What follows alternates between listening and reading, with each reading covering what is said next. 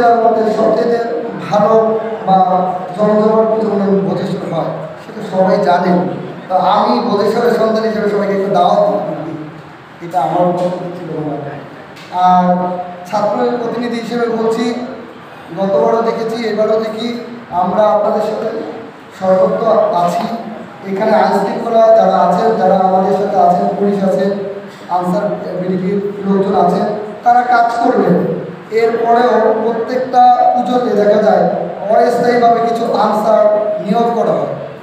এরা দক্ষ না, কিছু নারী পুরুষ আপনাদের অস্থায়ীভাবে আপনাদের পুজোগুলোকে নিয়ন্ত্রণের জন্য তাদেরকে নিয়োগ দেওয়া হয়। কেউ তো এখানে উল্লেখ করেছেন যে তারা বাচ্চা কাচ্চা নিয়ে যায়। হ্যাঁ, তো আমি বলি যে তারা তো সেইভাবে কোনো প্রশিক্ষণ প্রাপ্ত না, স্বল্প প্রশিক্ষণে তারা আপনাদের কাছে যায়। আপনারা পূজা যে কমিটি যারা লোকজন আছেন তারা একটু যদি তাদের সহযোগিতা করেন, সহায়তা করেন, তাদের বাইরে থেকে আশ্বাস দেন, তাহলে আমার মনে হয় সবাই মিলে এই পুজোগুলো ভালোভাবে অংশগ্রহণ করতে পারবো এবং ভালোভাবে সম্পূর্ণ করতে পারবো। গতবার এত ঝামেলার মধ্যে দিয়েও কিন্তু আমাদের এই নড়িয়া উপজেলায় কোনো ঝামেলা হয়নি। এখানে এই নড়িয়া উপজেলার এই যে অডিটোরিয়াম, এখানে একটি চাঁদের হাট বসেছে, মেলা বসেছে। এখানে সবাই নক্ষত্র, সবাই জ্ঞানী, সবাই সভাপতি সেক্রেটারি, তারা তাদের যে জ্ঞান, আমি তাদের কাছে ক্ষুদ্র। আপনাদের কাছে আমরা এসেছি শেখার জন্য, আপনাদের কাছ থেকে কিছু শিখতে চাই।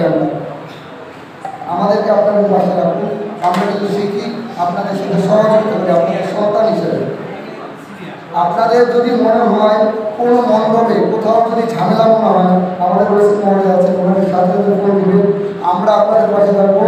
যদি কোথাও মনে হয় যে এখানে লোকজন কম, আইনশৃঙ্খলা করার লোকজন কম, আমাদেরকে জানাবেন। আমাদের যারা ছোটো ছোটো ভাই আছে, আমরা যারা আছি, আমরা ওইখানে আপনাদের এই পূজার এই কয়েকদিন আমরা ওইখানে আমরা থাকবো।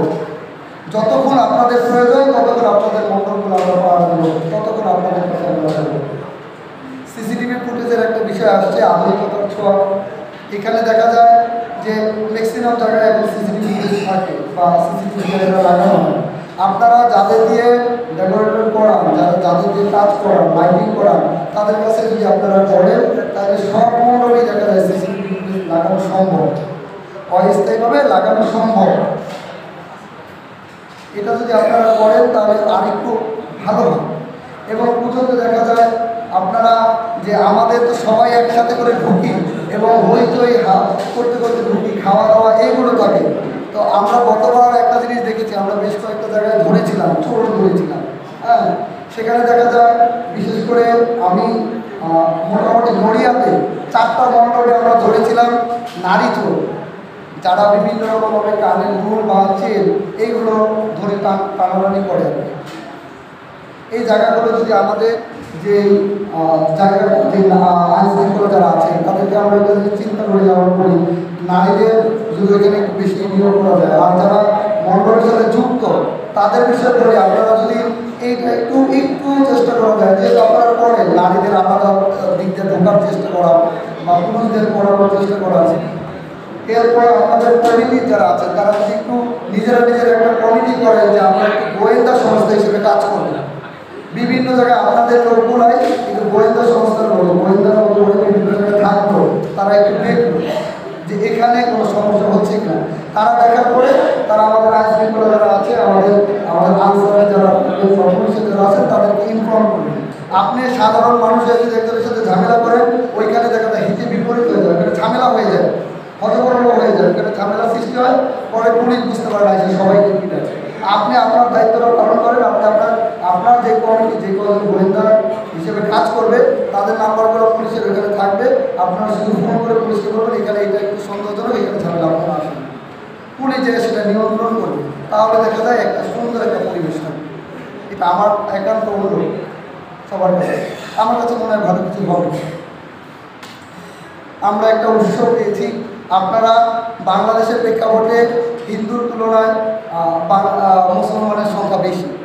তো আমরা তো সবসময় আপনাদের পূজাতে যাই, আমরা দাওয়াতও পাই, আমরা আনন্দ করি। এই দিনটা আমরা সবসময় আমরা তখনই বুঝতে পারি যে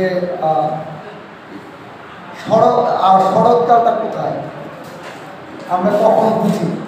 এই একটা অনুষ্ঠান আসলে আমরা বুঝি যে শরৎ চলে আসলে কাশ্মীর দেখলে আমরা বুঝতে পারি যে এই যে একটা ঋতু পরিবর্তন হয়েছে।